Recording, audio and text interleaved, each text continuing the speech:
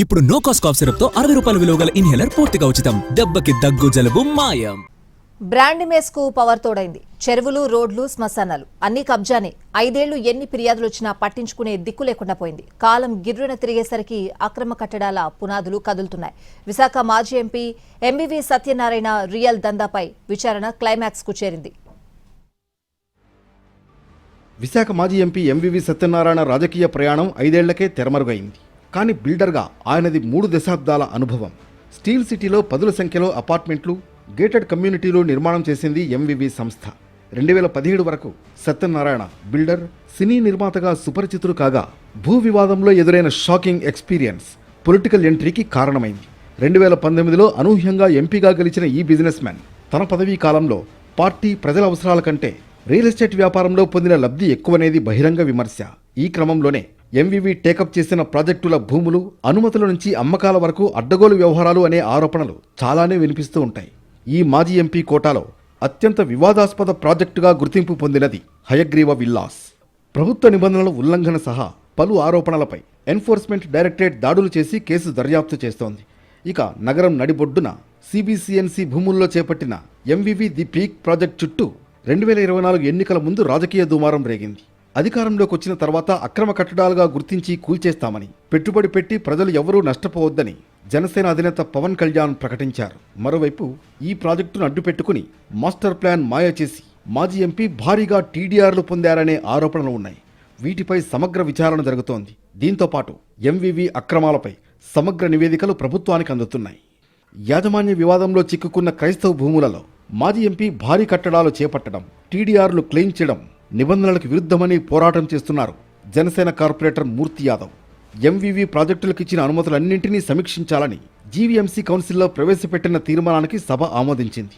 ఈ సమయంలో town planning విభాగం కీలక నివేదికలను రూపొందించి ఉన్నతాధికారులకు సమర్పించినట్లు తెలిసింది. వచ్చే కౌన్సిల్ సమావేశంలోనూ ఎంవివి సంస్థకు జారీ చేసిన ఎన్ఓసీలు, టీడీఆర్ అంశాలు ప్రధానంగా చర్చించి కీలక సిఫార్సులు చేయనుంది పాలకవర్గం.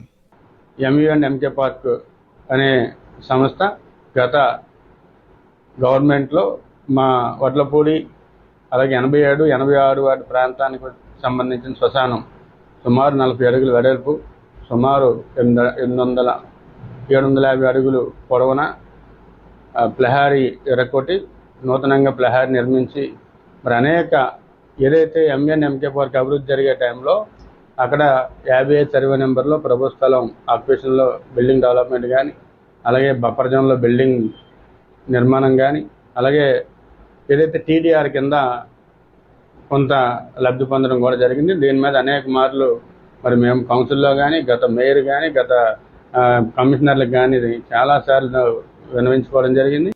కూర్మన్నపాలెంలో ఎంవివి కనికట్టు మీద నేరుగా ముఖ్యమంత్రికి ఫిర్యాదులు వెళ్లాయి.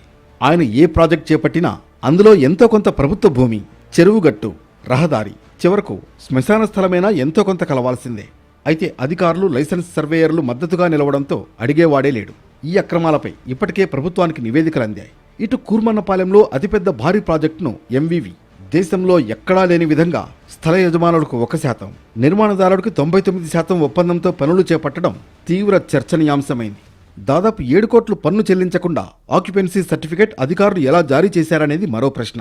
ఇటీవల బల్క్ వాటర్ సప్లై కోసం ఎంవివి, ఎంకే నుంచి వచ్చిన అభ్యర్థనను కౌన్సిల్ హోల్డ్లో పెట్టింది. ఎంవివి సత్యనారాయణ గత వైసీపీ ప్రభుత్వంలోని అంతకు ముందర ఆయన చేసినటువంటి పెద్ద రియల్ ఎస్టేట్ వెంచర్లో భారీ ఎత్తున అవినీతి అక్రమాలు చోటు చేసుకున్నాయి. ముఖ్యంగా సిరిపురంలో ఉన్నటువంటి సిబిసిఎన్సి క్రైస్తవ ఆస్తుల్లో భూములు ఏదైతే ఉన్నదో 18,370 చదరపు గజాల ఆ ఆస్తిని డెవలప్మెంట్ తీసుకొని 63 కోట్ల రూపాయలు అక్రమంగా టీడీఆర్ కొట్టేశారు. భూములు వాళ్ళ యొక్క యాజమాన్య హక్కులు కోర్టు వివాదాలు ఉన్నాయి కాబట్టి ఎటువంటి పరిస్థితుల్లోని సిబిసిఎన్సి అప్రూవల్స్ రద్దు చేయాలని చెప్పి మేము పోరాటం జరిగింది. ప్రధానంగా ఎంవివి చేపట్టిన అన్ని ప్రాజెక్టులపై విచారణ జరపాలని ప్రభుత్వానికి ఫిర్యాదులందాయి. దీంతో మాజీ ఎంపీ ఎంవివి చుట్టూ ఉచ్చు బిగుసుకోవడం ఖాయంగా కనిపిస్తోంది. బాధ్యులైన అధికారులపై కూడా వేటు తప్పదని ప్రచారం సాగుతోంది.